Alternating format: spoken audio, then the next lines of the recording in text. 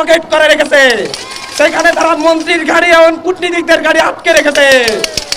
আমাদের পল্টনে ফজলুল হক মুসলিম হলের ভাইয়েরা পল্টন মোড় অবরুদ্ধ করে রেখে আন্দোলনে শরীক হয়েছে জামাত বিএনপির এজেন্ডা। জামাত বিএনপির এজেন্ডা এই আন্দোলনে শরীক হয়েছে। আমি বলতে চাই, আপনারা ঘরে ফিরে যান। আপনারা 1971 সালে যে স্বাধীনতা হয়েছে তার বিরুদ্ধে আপনারা যুদ্ধ ঘোষণা করেছেন। আমরা ঢাকার পরিস্থিতি সম্পর্কে যদি জানাতে চাই, তাহলে আমরা জানাবো যে ঢাকার নীলক্ষেত সায়েন্স ল্যাব মোড়ে অবস্থান নিয়েছে ঢাকা কলেজ ও ইডেন মহিলা কলেজের ভাইয়েরা। মৎস্য ভবনে আমাদের ঢাকা বিশ্ববিদ্যালয়ের বিজয় 71 হল ও কবি জসিমউদ্দিন হলের ভাইয়েরা রাস্তা ব্লকেট করে রেখেছে। সেখানে তারা মন্ত্রীর গাড়ি এবং কূটনীতিকদের গাড়ি আটকে রেখেছে। আমাদের পল্টনে ফজলুল হক মুসলিম হলের ভাইয়েরা পল্টন মোড় অবরুদ্ধ করে রেখেছে। ডক্টর মোহাম্মদ শহীদুল্লাহ হল ও কবি সুফিয়া কামাল হল জিপিও মোড় বন্ধ করে রেখেছে, যার ফলে ঢাকা শহরের সাথে পুরো সড়ক পথ বন্ধ হয়ে গিয়েছে। কারওয়ান বাজারে অবস্থান নিয়েছে মুক্তিযোদ্ধা জিয়াউর রহমান হল এবং সূর্যসেন হল। মার্কেটে অবস্থান নিয়েছে সার্জেন্ট জরুল হক হল ও এফআর হল। মহাখালীতে অবস্থান নিয়েছে সরকারি তিতুমিল কলেজের হাজার হাজার ভাইয়েরা। মহাখালীতে তারা রেলপথ সড়ক পথ উভয়টা বন্ধ করে দিয়েছে। মার্কেটে তারা এক্সপ্রেসওয়ে বন্ধ করে দিয়েছে। বিআইপিদের গাড়ি রাস্তায় দাঁড় করিয়ে রেখেছে। রামপুরা ব্রিজে অবস্থান নিয়েছে ইস্ট ওয়েস্ট ইউনিভার্সিটি সহ সম্মিলিত বেসরকারি বিশ্ববিদ্যালয়। মিরপুর 14তে অবস্থান নিয়েছে বিইউবি মেরিটাইম ও মেইনপুর সরকারি কলেজের ভাইয়েরা। আগারগাঁওয়ে অবস্থান নিয়েছে শেরেবাংলা কৃষি বিশ্ববিদ্যালয়। বদরুন নেসার বোনেরা অবস্থান নিয়েছে বক্সিবাজার মোড়ে।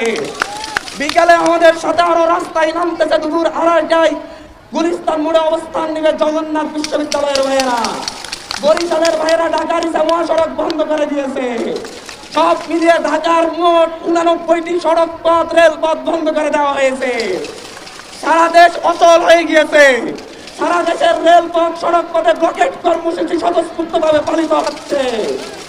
এর ফলে নির্বাহী বিভাগের উচ্চ মহলে অসন্তোষ দেখা দিয়েছে। তারা আমাদেরকে বলতে চাচ্ছে আমাদেরকে হাইকোর্ট দেখাচ্ছে।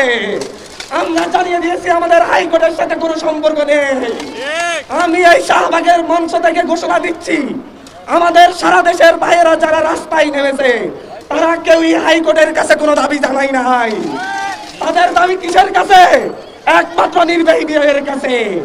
নির্বাহী বিভাগ থেকে যেই মুহূর্তে ঘোষণা দেওয়া হবে যে আমাদের এক দফা দাবি মেনে নেওয়া হচ্ছে, ঠিক তারপরে 1 সেকেন্ড আমরা রাস্তায় থাকবো না। কিন্তু নির্বাহী বিভাগের ঘোষণা দেওয়ার আগ পর্যন্ত আমরা রাজপথ ছাড়ছি না। নির্বাহী বিভাগের প্রধান ঘোষণা দিতে হবে সকল গ্রেডে, প্রথম থেকে 20তম গ্রেডে সকল সরকারি চাকরিতে কোন ধরনের বৈষম্যমূলক কোটা আর থাকবে না। আমরা আজকে আন্দোলনের আগেই কালকে জানিয়ে দিয়েছিলাম যে স্থায়ী সমাধান না আসা পর্যন্ত আমরা আমাদের দাবি থেকে আমরা আমাদের রাজপথ থেকে সরব না। কোথায় কি হলো না হলো আদালতের প্রতি সম্পূর্ণ সম্মান রেখেই আমরা জানাতে চাই যে আমাদের দাবি নির্বাহী বিভাগের কাছে। তারা আইন আনুক, তারা কমিশন গঠন করুক, তারা সংসদে বিল পাস করুক এবং আমাদের এক দফা দাবি মেনে নিক। সকল গ্রেড মিলিয়ে সর্বোচ্চ 5% কোটা, এর বেশি আমরা মানি না। আদালত শুধুমাত্র 1 মাসের স্থগিতাদেশ দিয়েছে।